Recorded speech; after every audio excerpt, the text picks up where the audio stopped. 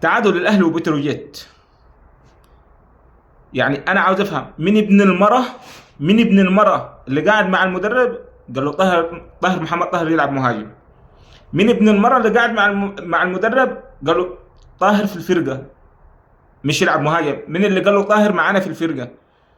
دي حاجة. ايه اللي بيعمله طاهر؟ مش عارف اركن طاهر على جنب. احسن حارس في افريقيا، احسن حارس في افريقيا محمد بالشناوي.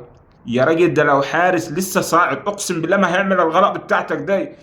يا راجل لو حارس لسه بيقول بسم الله الرحمن الرحيم في الكرة مش هيعمل غلطة زي بتاعتك ده. طب ليه نخسر مباراة بسبب خطأ يعني ملهوش اي 30 لازمة؟ طلعتك نفسها ملهاش اي لازمة. الكرة مش طويلة يعني مش عالية، الكرة مش عالية عشان تطلعي لها انت. اول مرة اشوف حارس طالع ياخد الكرة من تحت. ما عجبكش كمية المدافعين دي كلها؟ لغاية امتى هنقعد ان احنا ندفع الثمن بتاع حارس غلط مدافع غلط؟ واحد قال للمدرب عندنا طاهر بيلعب مهاجم. هو طاهر بيلعب في الاهلي؟ ده حرام يلعب في الاهلي، ولا حرام يلعب في الاهلي اصلا. نزل لي قفشه ليه بيلعب كوره من ايام جدي؟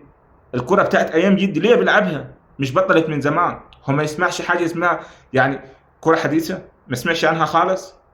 ما عدتش قدامه؟ اي بياخد الكوره عاوز 3 ساعات يلف يلف يلف عشان يجمع لاعب يلعبها له. الجون فاضي بيعملها ما تعرفش.